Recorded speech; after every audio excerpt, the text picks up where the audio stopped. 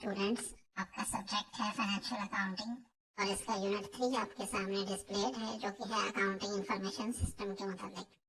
Students, इससे पहले हम अकाउंटिंग साइकिल कंप्लीट कर चुके हैं, जिसमें हमने देखा कि जर्नल में एंट्रीज कैसे रिकॉर्ड की जाती हैं, वहां से लेजर में कैसे पोस्ट की जाती हैं, ट्रायल बैलेंस कैसे बनाया जाता है, एडजस्टिंग एंट्रीज ट्रायल बैलेंस के अंदर किस तरह इनकॉर्पोरेट की जाती हैं और एडजस्टेड ट्रायल बैलेंस बनाया जाता है, and then onward financial statement जो कि इनकम स्टेटमेंट या प्रॉफिट एंड लॉस अकाउंट और बैलेंस शीट बनाई जाती है। तो ये चीजें हम सीख चुके हैं। अब इससे नेक्स्ट स्टेप पे चलते हैं और अकाउंटिंग इंफॉर्मेशन सिस्टम की मुताबिक बात करते हैं कि प्रैक्टिकली कंपनीज के अंदर या बिजनेसेस के अंदर अकाउंटिंग इंफॉर्मेशन सिस्टम कैसे इंस्टॉल किया जाता है और क्या इसकी रिक्वायरमेंट होती है और क्या पर्पस होता है। तो सबसे पहले जो बात जा रही है, आप ये समझ लें कि जो सिस्टम कोई भी होता है, किसी भी अकाउंटिंग इंफॉर्मेशन सिस्टम का उसकी खास रिक्वायरमेंट होती है किसी भी ऑर्गेनाइजेशन की। वो जैसे पुराने दौर में रजिस्टरों के अंदर अकाउंटिंग रिकॉर्ड रखे जाते थे, अब ये रिकॉर्ड सारा ऑटोमेट होकर कंप्यूटराइज आ गया है और इसके लिए स्पेसिफिक सॉफ्टवेयर भी बन चुके हैं, जैसे क्विक बुक्स है, पेज है। अब वो सारे सॉफ्टवेयर जो है उनकी बेस पे अकाउंटिंग सिस्टम ऑपरेट कर रहा होता है। तो अब ये जो अकाउंटिंग सिस्टम ऑपरेट कर रहा होता है, इसकी कुछ सर्टेन प्रिंसिपल्स होते हैं जिनको फॉलो किया जाता है। सबसे पहला प्रिंसिपल होता है कंट्रोल प्रिंसिपल।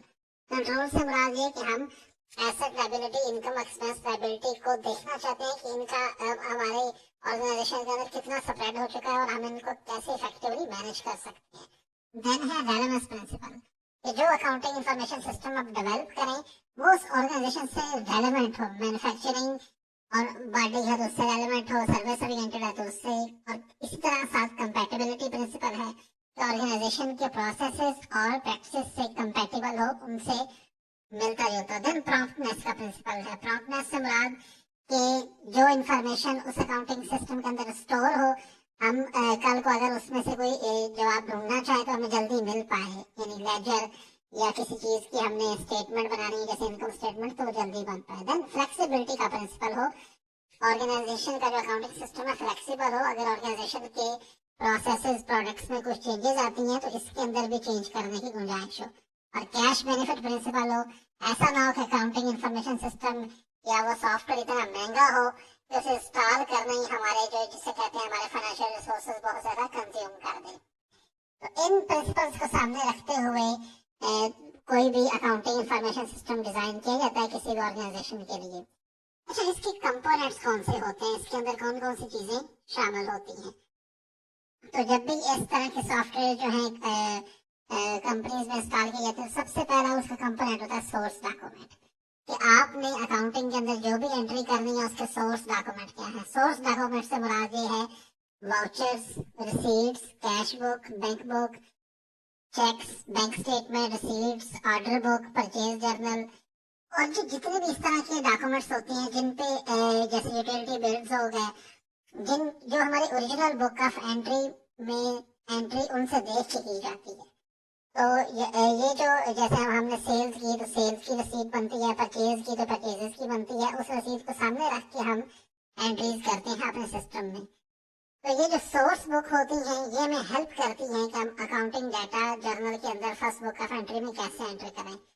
तो इसके लिए कोड्स वगैरह स्पेसिफिक किए जाते हैं, जो रसीदें हैं, स्टेटमेंट्स हैं, उनके नंबर लगाए जाते हैं और उसकी बेस पे डाटा सिस्टम के अंदर एंटर किया जाता है। अच्छा, सेकंड होती हैं जी इनपुट डिवाइसेस। इनपुट डिवाइसेस से मुराद वो electronic devices like keyboard, scanner, modem या बाकी चीजें जिसके जरिए सिस्टम के अंदर एंट्री की जाती है डाटा की based on the source document. Then information processes and storage. जब भी अकाउंटिंग सिस्टम के अंदर एंट्री हो जाती है तो उसके बाद जो अकाउंटिंग सिस्टम है वो ऑटोमेटिकली ऑपरेट करता है। जैसे इससे पहले जब अकाउंटिंग सॉफ्टवेयर नहीं होते थे तो हार्डवेयर बेस ये सारा काम चलता था और मैनुअली रजिस्टर में ये काम हो रहा होता था। तो अब फर्स्ट आप जब एंट्री कर देते हैं, जैसे जर्नल की एक एंट्री आपने कर दी, सपोज सेल्स हुई है तो कैश डेबिट और सेल्स क्रेडिट, तो ऑटोमेटिकली वो आगे लेजर अकाउंट भी अपडेट कर देता है, ट्रायल बैलेंस के अंदर पोस्टिंग भी कर देता है और इनकम स्टेटमेंट को भी अपडेट करता है और बैलेंस शीट को भी। तो इस तरीके से इंफॉर्मेशन प्रोसेस हो रही होती है। And then output devices. Output devices से मुराद जी वो आपकी जैसे कहते हैं आपके प्रिंटर, मॉनिटर्स और वो सारी स्क्रीन हैं जो वेब कम्युनिकेशन हैं जिनके जरिए वो इंफॉर्मेशन आप तक प्रोसेस होकर आपके सामने आती है। अच्छा, अब अकाउंटिंग के अंदर कुछ स्पेशल जर्नल्स यूज किए जाते हैं। वैसे तो अभी तो हमने जो पढ़ा, मैंने आपको बताया था कि एक ही ब्रॉडर जर्नल होता है जिसके अंदर हम हर किस्म की ट्रांजैक्शन रिकॉर्ड कर रहे होते हैं। लेकिन अब स्पेसिफिक उनको पर्पस ओरिएंटेड जर्नल्स भी बनाए जाते हैं। जैसे मिसाल के तौर पे सेल्स रिकॉर्ड करने के लिए आप सेल्स जर्नल बना सकते हैं। रिसीट्स ऑफ कैश रिकॉर्ड करने के लिए आप कैश रिसीट जर्नल बना सकते हैं। परचेज के लिए purchase journal, payment of cash के लिए आप कैश पेमेंट जर्नल्स, तो आप स्पेशल जर्नल्स भी क्रिएट कर सकते हैं और उनके अंदर एंट्रीज रिकॉर्ड कर सकते हैं। जैसे हम देखते हैं मिसाल के तौर पर सेल्स जर्नल हो और हमारे सामने सेल्स की बहुत सारी ट्रांजेक्शन दी हो, तो हम इसके अंदर रिकॉर्ड कर सकते हैं। फॉर्मेट वही होगा, बस थोड़ा सा यहाँ पे क्योंकि कंप्यूटराइज सिस्टम में हम एंट्रीज कर रहे होते हैं तो थोड़ी सी आपको चेंज लगेगी, लेकिन again rules of debit and credit वही फॉलो होंगे। जैसे मिसाल के तौर पे पहले ट्रांजैक्शन है sold merchandise to Asaf and company on 30 days credit amounting to 20,000। अब पहले ही जो एंट्री है उसमें हमने आसफ एंड, अब इसमें हम क्या करेंगे, कंप्यूटर सिस्टम के अंदर एंट्री करते हुए डेट का कॉलम आएगा। उसके बाद इनवाइस नंबर, जैसे मैंने आपको कहा सोर्स डॉक्यूमेंट है जिसकी बेस पे हम एंट्री करेंगे। फिर देखेंगे कि कौन सा अकाउंट हमने डेबिट करना है। तो सेल्स जर्नल के अंदर हम डेबिट कर रहे हैं आसफ एंड कंपनी, क्योंकि ये हमारे अकाउंट रिसीवेबल है, इनसे हमने पैसे वसूल करने हैं, या आप दूसरे लफ्जों में डेटर्स भी नहीं कह सकते हैं। उसके बाद रेफरेंस पोस्टिंग भी हो रही है इसकी, इनकी आगे लेजर में, वो आगे हम देखते हैं। फिर अकाउंट रिसीवेबल डेबिट हो रहे हैं, ये यहाँ पे 2005 कोड लिखा हुआ है इनका, तो 20,000 से ये डेबिट हो रहे हैं। और सेल्स अकाउंट क्रेडिट हो रहा है, और ये सेल्स अकाउंट का रेफरेंस नंबर है, ये कोड नंबर है जिसकी बेस पे सिस्टम में एंट्रीज हो रही होती हैं। Then next transaction Freeze and Sons की है, देन आजम एंड सन्स की है। तो जितनी ट्रांजैक्शंस हैं वो इस तरह एंटर हो के हो रही हैं। उसके बाद एट द मंथ एंड इनका टोटल हो रहा है 96,800, और ये फिर टोटल आगे पोस्ट कर दिया जाता है। तो यहाँ पे सिर्फ सेल्स की ट्रांजैक्शन रिकॉर्ड हो रही हैं, और वो सेल्स की ट्रांजैक्शन रिकॉर्ड हो रही हैं जो आपने क्रेडिट बेस लेंडिंग की हुई है, जिसमें आपने मुख्तलिफ किस्म के लोगों को उधार दिया हुआ है। इनके आगे इंडिविजुअल्स जो लेजर अकाउंट्स हैं वो बन रहे हैं, उन्हें कहते हैं सब्सिडरी लेजर, जो अपने हर एक कस्टमर के लिए हम बनाते हैं। जैसे आसफ एंड कंपनी है, तो उनकी डेबिट साइड पे आप देखें एक सेल्स अकाउंट, 21 तारीख की सेल्स हुई है 20 की, फिर आपने एक सेल्स में की है 20 तारीख को 6,800 की, इसका टोटल किया 26,800, दूसरी साइड पे भी टोटल दिखा। तो इस तरह यहाँ पे बैलेंस कैरी फॉरवर्ड मालूम कर लिया, अगर इस साइड पे कोई अमाउंट नहीं अगर होती तो माइनस करके कर लेते। तो ये जो बैलेंस है ये आगे हम ट्रायल बैलेंस में पोस्ट कर देंगे। तो इस तरह जितने भी हमारे कस्टमर्स हैं उन सबके नाम के हमने लेजर बना लिए, जैसे पहले हम लेजर बनाते थे। अलबत्ता यहाँ पे सिर्फ ट्रांजैक्शन सेल्स की हैं, उनको रिकॉर्ड कर दिया। और एंड पे एक बनाते हैं कंट्रोल लेजर। कंट्रोल लेजर से मुराद ये वो लेजर होता है जिसके अंदर सारे बैलेंसेस का टोटल करके लिखते हैं, जितने भी हमारे कस्टमर्स होते हैं। तो टोटल सेल्स 96,800 की है। अच्छा, उसके बाद आप जैसे कि सेल जर्नल था, आप कैश रिसीट जर्नल बना सकते हैं। कैश रिसीट जर्नल जैसे कि उसके नाम से जाहिर है ये वो जर्नल है जिसमें जितनी कैश इनफ्लोज है, यानी आपके ऑर्गेनाइजेशन के अंदर जितना कैश आ रहा है उसकी ट्रांजैक्शंस आप रिकॉर्ड कर सकते हैं। ट्रांजैक्शंस ये प्रॉब्लम 3.3 में एग्जाम्पल के तौर पे दी हुई हैं। मिसाल के तौर पे 20,000 कैश आया आसफ एंड कंपनी से जो हमने फरवरी में सेल की थी, तो उसकी रिकॉर्डिंग का भी वही तरीका है, डेट का कॉलम आ गया। फिर पर्टिकुलर्स ऑफ अकाउंट क्रेडिटेड, वो अकाउंट क्रेडिट किए उनका आप एंट्री यहाँ नाम लिख लें। उसके बाद कैश डेबिट कितना कैश आया है वो लिख लें। सेल्स क्रेडिट जो है और अकाउंट रिसीवेबल क्रेडिट ये देख लें। अकाउंट रिसीवेबल क्रेडिट हुआ था 20,000 से। इसके बाद सन्ड्री अकाउंट क्रेडिट में अगर उसका कोई रेफरेंस नंबर है तो वो लिख लें। ये बेसिकली कंप्यूटराइज्ड वे में जिस तरह इंफॉर्मेशन प्रेजेंट होती है किसी ऑर्गेनाइजेशन की, वो तरीका कार लिखा हुआ है। अदरवाइज रूल्स ऑफ डेबिट और क्रेडिट ही फॉलो हो रहे हैं। जैसे कैश आपके पास आ रहा है तो कैश डेबिट ही हो रहा है, और सेल्स या अकाउंट रिसीवेबल जो है उस बेस पे ये क्रेडिट हो रही है। तो इसी तरह आगे इनके इंडिविजुअल सब्सिडरी लेजर डेवलप किए जा रहे हैं हर पर्सन का। जिसको हमने सेल्स की थी फरवरी के महीने में, उसने जो फिर कैश हमें दिया वो उसकी हम क्रेडिट साइड पे लिख रहे हैं, और अगर तो बाकी बैलेंस बच रहा है तो इधर लिख रहे हैं, और नीचे अकाउंट्स का इस तरह टोटल कर रहे हैं। पहले इस साइड पे नीचे टोटल कर दिया और उसके बाद ये कैश माइनस कर लिया, देन आपके पास ये बैलेंस कैरी फॉरवर्ड आ जाते हैं। तो हर लेजर अकाउंट में आप इसी तरह देख लें, इस तरह करके हमारे ये लेजर अकाउंट्स बन रहे हैं। फिर इसी तरह आप आगे परचेज जर्नल बना सकते हैं, उसमें भी इसी फॉर्मेट पे होंगे, ट्रांजैक्शंस होंगी, और इन ट्रांजैक्शंस को आप परचेज जर्नल के अंदर रिकॉर्ड करेंगे। डेट का कॉलम होगा, अकाउंट क्रेडिट होगा, इस पर्सन से हमने परचेजेस की और अकाउंट पेएबल क्रेडिट किया इतनी अमाउंट से, मर्चेंडाइज परचेज होगी डेबिट इतनी अमाउंट से। इसके बाद सेंट्री और अकाउंट वाले तो आप दो क्रेडिट अकाउंट कॉलम क्रिएट कर देंगे जिसके अंदर अमाउंट लिख दी जाएगी। यहाँ भी इसका एंड पे मंथ एंड पे टोटल कर देंगे और आगे फिर इंडिविजुअल लेजर्स में इनकी पोस्टिंग कर देंगे। इन पे हमने क्रेडिट स्टूडेंट्स हम बात कर रहे थे यूनिट 3 की, इसमें हम फाइनेंशियल अकाउंटिंग की डिफरेंट अकाउंटिंग इंफॉर्मेशन सिस्टम की बात कर रहे थे जो डिफरेंट ऑर्गेनाइजेशन में इंस्टॉल किए जाते हैं, और हमने बात की डिफरेंट टाइप ऑफ जर्नल्स की, जैसे सेल जर्नल है, परचेज जर्नल है, और इस तरह कैश इनफ्लोज जर्नल था। तो डिफरेंट इस तरह के आप स्पेसिफिक जर्नल्स क्रिएट कर सकते हैं other than the main journal जिसके अंदर ट्रांजैक्शन रिकॉर्ड होती हैं, और आप स्पेसिफिक पर्पस ओरिएंटेड भी जर्नल्स क्रिएट कर सकते हैं इन योर सॉफ्टवेयर, जो आप सॉफ्टवेयर इंस्टॉल करें ऑर्गेनाइजेशन में।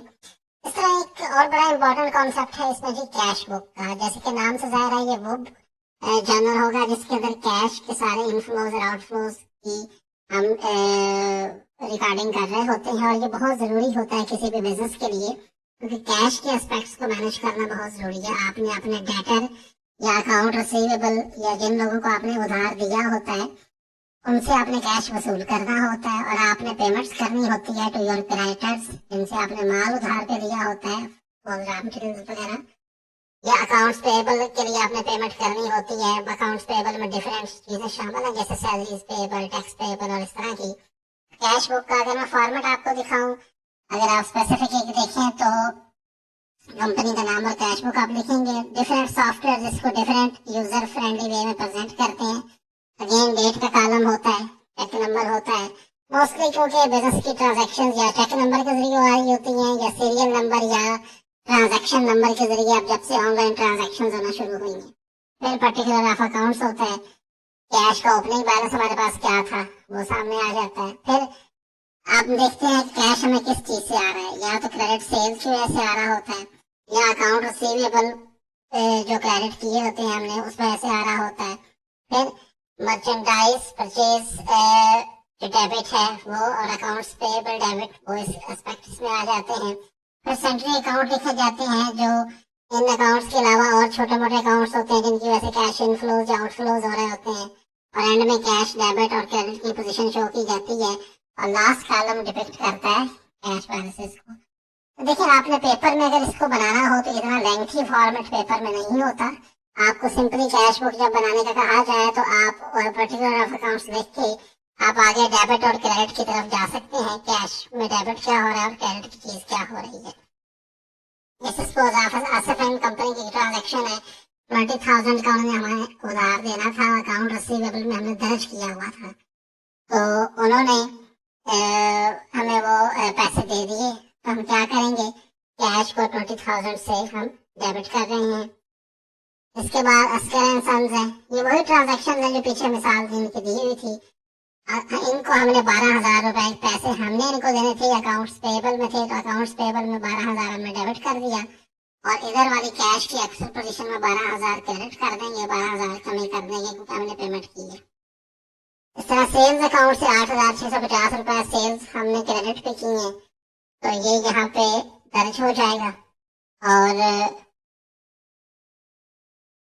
उसके बाद 8,650 रुपए का कैश हमारे पास आया तो डेबिट साइड पे ये एंट्री हो जाएगी। फिर रेंटल इनकम है, अब रेंटल इनकम को हम इन मेन अकाउंट्स के बजाय सेंट्री अकाउंट के अंदर लिख रहे हैं, ये वहां से जो हमें कैश इनफ्लोज आ रहे हैं। तो रेंट क्रेडिट है 5,200 का, फिर उसकी बेस पे जो आगे अमाउंट रिफ्लेक्ट हो रही है वो 12,000 की है, तो वो यहाँ पे एड अप हो जाएगी, डेबिट हो जाएगा। फिर एमन ट्रेडिंग कंपनी है, इन ये हमारे अकाउंट्स पेबल में थे, 20,000 से हमने इनको पेमेंट करनी थी, तो इसलिए कैश पे हमने क्रेडिट किया। तो इस तरह आप कैश बुक को आगे डेवलप करते जाते हैं। याद रहे कि ये तो अकाउंटिंग, ये डिफरेंट सॉफ्टवेयर के फॉर्मेट होते हैं। अकाउंटिंग इंफॉर्मेशन सिस्टम एक कंपनी का दूसरी से मुख्तलिफ हो सकता है। आपने जरूरी चीज ये देखनी है कि कैश हो, उसके बाद चेक नंबर की एंट्री हो, पर्टिकुलर ऑफ अकाउंट्स हो, और उसके बाद कैश डेबिट और क्रेडिट हो। ठीक है, और अब मजीद आप कॉलम बीच में क्रिएट कर सकते हैं, जैसे क्रेडिट का, अकाउंट रिसीवेबल का, पेएबल का, ताकि पता चले कि क्रेडिट वाली ट्रांजैक्शंस कौन सी हैं और डेबिट साइड वाली ट्रांजैक्शंस कौन सी हैं। तो जितनी एडिशनल इन्फॉर्मेशन आप क्रिएट करते जाएंगे, आपका अकाउंटिंग इन्फॉर्मेशन सिस्टम और यूजर फ्रेंडली होता जाएगा। अच्छा, फिर याद रहे ये सारे टेक्नोलॉजी बेस्ड अकाउंटिंग सिस्टम्स हैं। ये सिर्फ मकसद आपको ये चैप्टर पढ़ाने का ये था कि जब आप ट्रांजैक्शंस एक्चुअली किसी बिजनेस में रिकॉर्ड कर रहे होते हैं, तो उसमें डेबिट और क्रेडिट के एस्पेक्ट्स के अलावा उन लोगों के नाम की भी हम एंट्री कर रहे होते हैं जिनसे हमें पैसा मिल रहा है या जिनको हम पेमेंट कर रहे हैं। तो अकाउंटिंग जो जब आप इसको कंप्यूटर के जरिए सॉफ्टवेयर क्रिएट कर रहे हैं और उसके अंदर फंड्स की आप एंट्रीज कर रहे हैं और दर्ज कर रहे हैं, तो यहाँ पे सॉफ्टवेयर को आपने अपने बिजनेस के मुताबिक कंपैटिबल बनाना होता है और उसके मुताबिक आपने उसमें एडजस्टमेंट्स करनी होती। तो ये यूनिट 3 आपका जी कंप्लीट हो गया, जिसमें हमने अकाउंटिंग इंफॉर्मेशन सिस्टम की बात की। अब जब भी प्रैक्टिकली कहीं भी जॉब करने जाते हैं तो आपको ये सामना पड़ सकता है। एक बुक्स यहाँ अक्सर इदारों में यूज हो रहा होगा, या पीच ट्री है, या कई इदारों में ईआरपी सिस्टम्स नाफिज हैं। तो वहां पे आपने अकाउंटिंग इंफॉर्मेशन सिस्टम में अब सिर्फ डेबिट एंड क्रेडिट वाले आपके कॉन्सेप्ट तो क्लियर होने चाहिए कि अकाउंटिंग एलिमेंट्स जो 5 हैं, asset, liability, owner equity, income और एक्सपेंस, अगर इनमें इजाफा हो तो उसको डेबिट या क्रेडिट किया जाता है, या कमी हो तो क्या करते हैं, डेबिट या क्रेडिट। तो ये बेसिक चीजें आपको क्लियर हो। उसके बाद हर ऑर्गेनाइजेशन के अंदर सिस्टम इंस्टॉल होते हैं, वहां जब एंट्रीज रिकॉर्ड होती हैं, चाहे वो स्पेशलाइज्ड जर्नल हो या जनरल जर्नल हो, तो वहाँ ब्रॉडर कॉन्सेप्ट यही फॉलो किए जाते हैं। मजीद कुछ एडिशनल कॉलम्स उसमें हो सकते हैं। अच्छा, आप एक तो एक जब भी चैप्टर कंप्लीट हो, चैप्टर के एंड पे समरी भी दी होती है और थ्योरेटिकल क्वेश्चंस भी होते हैं। ये वो थ्योरेटिकल क्वेश्चन हैं जो इसी चैप्टर के अंदर मटेरियल में से बनाए जाते हैं।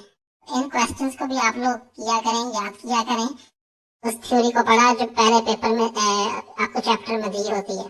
फिर हर चैप्टर के एंड पे प्रैक्टिकल प्रॉब्लम्स भी हैं। ये प्रैक्टिकल प्रॉब्लम्स उसी कॉन्सेप्ट से रिलेटेड हैं जो आपको इस चैप्टर में पढ़ाया गया है। तो इसके मुताबिक आपने नीचे रिक्वायरमेंट दी होती है कि इसको कैसे आपने रिकॉर्ड करना है, ये क्या ट्रीटमेंट आपसे रिक्वायर्ड है। तो अकाउंटिंग के सवाल जब भी पेपर में आ जाएंगे, चैप्टर में भी हूँ, हमेशा प्रॉब्लम दिया होता है, उसका डाटा दिया होता है और नीचे रिक्वायरमेंट बताई होती है कि आपने इसको हमें आपसे क्या चीज रिक्वायर्ड है। आपने जर्नल एंट्रीज करनी है, आपने लेजर बनाने हैं, आपने ट्रायल बैलेंस बनाना है या सब्सिडरी लेजर बनाने हैं। तो ये सारी जो रिक्वायरमेंट होती हैं उसके मुताबिक हमने काम करना होता है। जैसे यहाँ पे देखिए 5-6 ट्रांजेक्शन दी हुई है सेल्स की, तो वो आपसे कह रहे हैं कि आप सेल्स जर्नल बनाएं। तो उसी तरह सेल्स जर्नल बनाएं जैसे हमने पहले देखा। आपके जहन में डेबिट एंड क्रेडिट के कॉन्सेप्ट क्लियर होने चाहिए, बाकी आप ट्रांजैक्शंस को किसी भी एस्पेक्ट से रिकॉर्ड कर सकते हैं।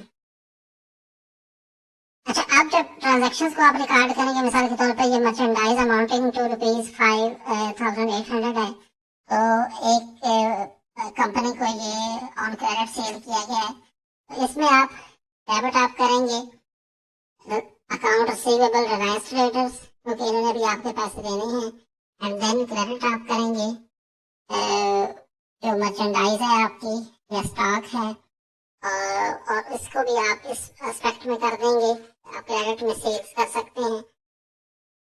तो 5,000 तो आपकी डेबिट हो गया, अकाउंट रिसीवेबल, एंड क्रेडिट हो गया सेल्स। फिर source good at invoice price of this to Shah on credit for 30 days.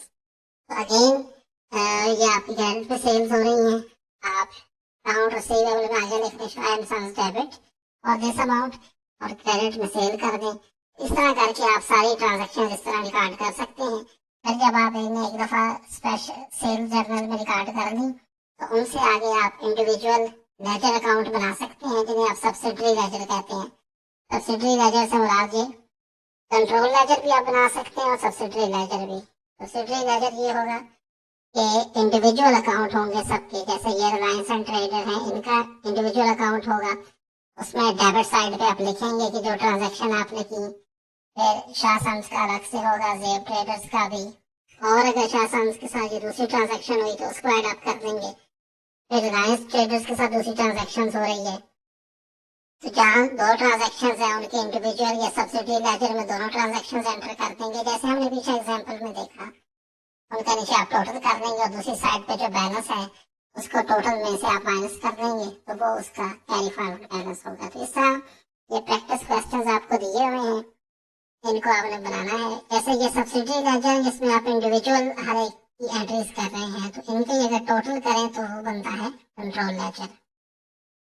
In examples को भी आप पीछे जो दी होती है यूनिट के अंदर एग्जाम्पल्स, उनके से देख के आप कर सकते हैं। ये सिर्फ आपके प्रैक्टिस मटेरियल होता है ताकि आपकी इन चीज़ों पे ग्रिप हो जाए।